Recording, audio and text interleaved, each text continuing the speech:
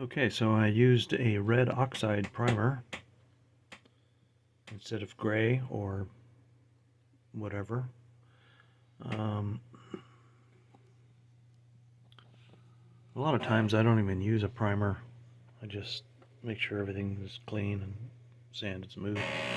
Anyhow, this red oxide primer works pretty well as a base coat. It dries real fast and creates a nice even coat of paint.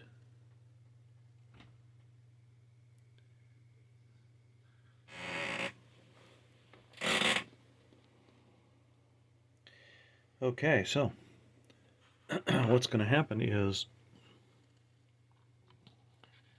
I am going to start painting the finish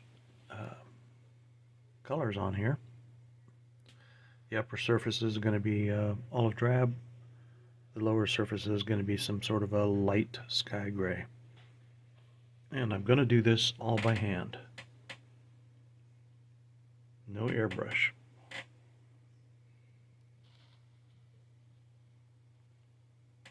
This is the paint I'm going to be using, the Mission Models Olive Drab.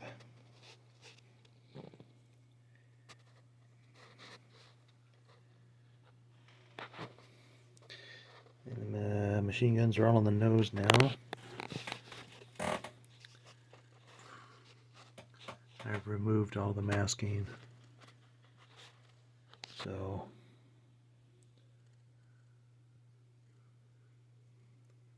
this is good for hand brushing and air brushing.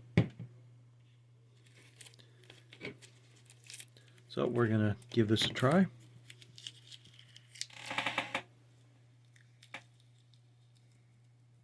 And here is the B-25 with the olive drab on the upper surfaces.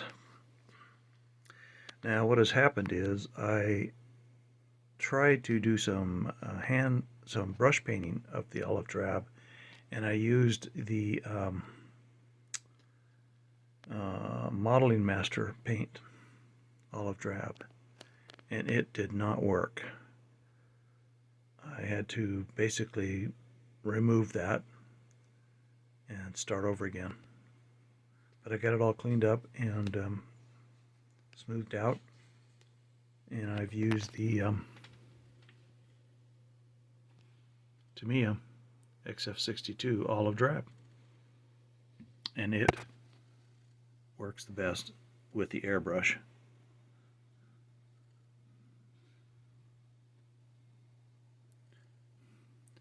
Nice even coat. Came out nice.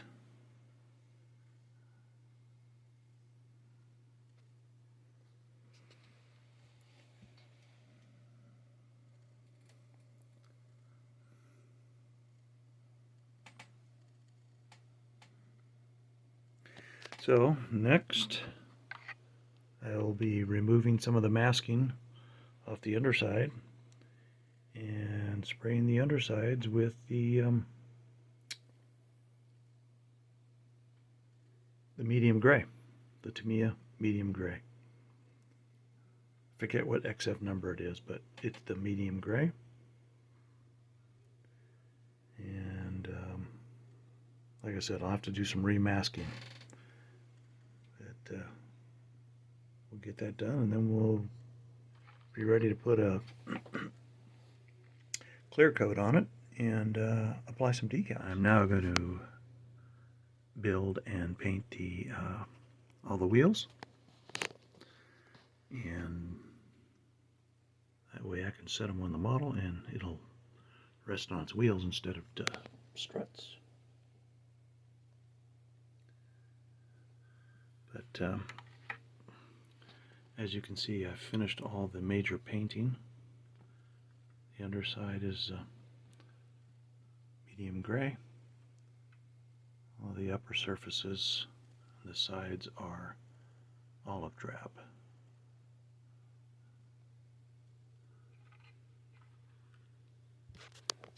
Any idea I had of hand painting this went out the window.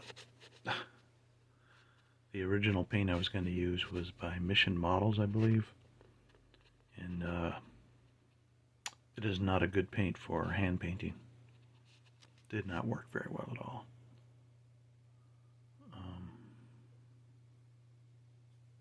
Yeah, so it's starting to look pretty good, I think. Right, I'm at the spot where I am going to start putting some decals on. And I'm going to start with the upper surface here.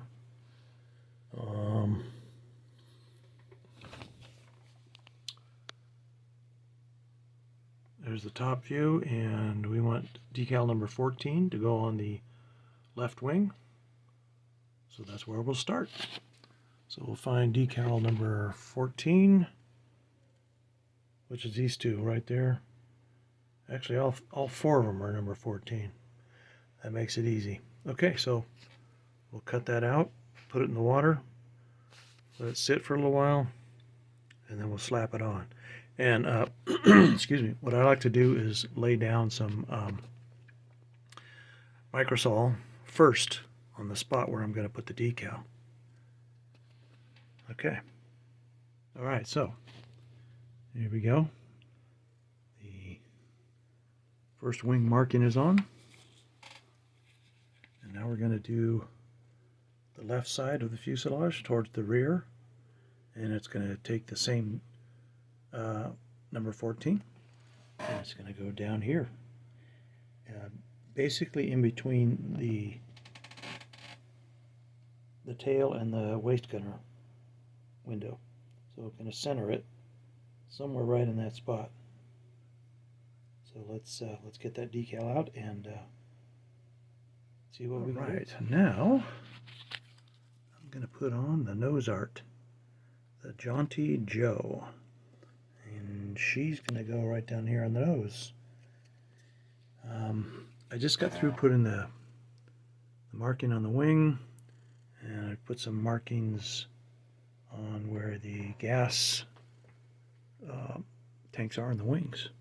And yeah, so Jaunty Joe is coming up next. Okay, decals are now on.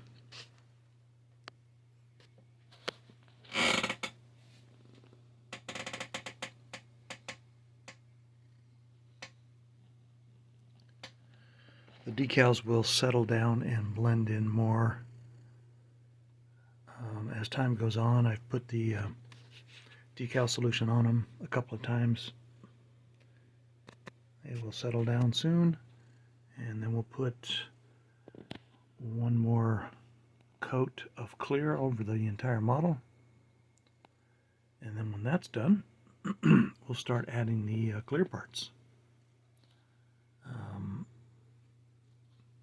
Clear parts are a little involved because, well, the clear part in the nose of the plane is going to have machine guns poking through it. The clear part up here on the top turret is going to have machine guns poking through it. The clear windows on the sides are going to have guns poking through it. In the rear, we just get a clear piece that the rear gunner or somebody can see through.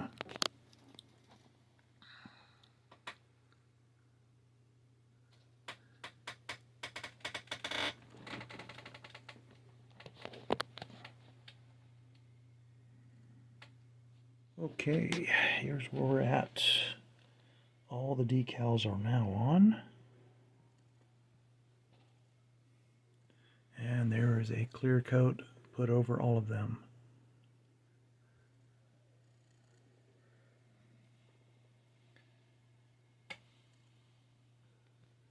So what's left to do? Well, all the clear parts have to be put on still. And I haven't really started on masking those off yet, or painting them. So that's going to be the next step. And once that is done, they will all be glued onto the model, and the model will be complete. So, okay, the Jaunty Joe is coming along. I have the cockpit canopy installed, the top turret, and the back gun with the glass is all ready to go.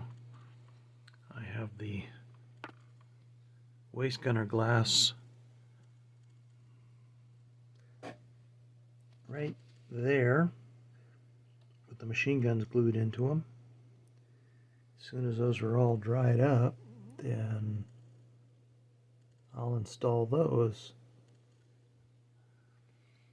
Now what I did with these is I just used some micro crystal clear, which is basically almost like a white glue,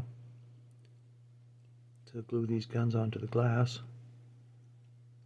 And when they're completely dry, it'll be totally clear, so you won't see it. Yeah, so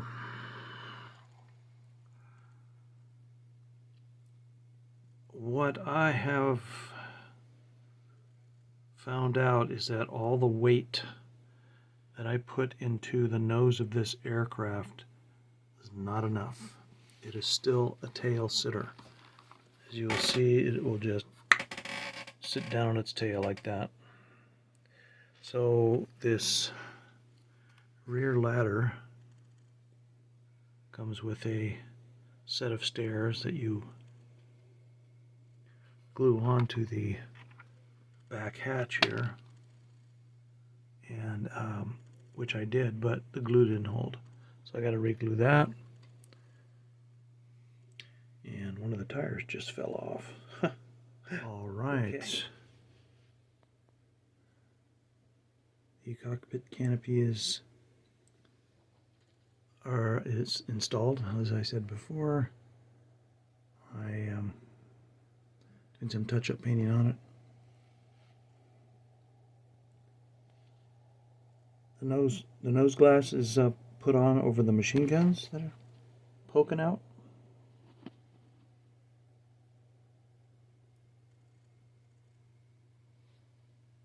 And here is the top part that's going to go on there.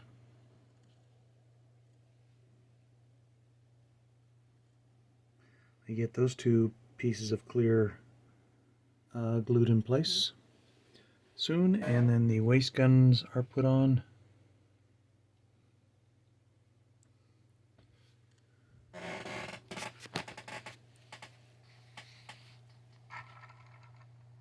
Propellers spin.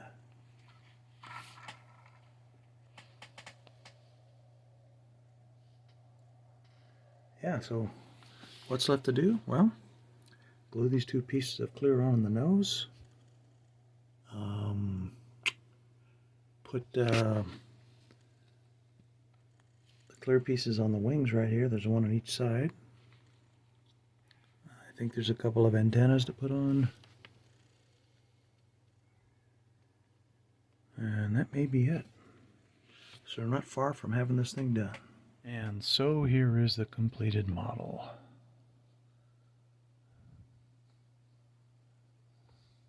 The B-25J Mitchell.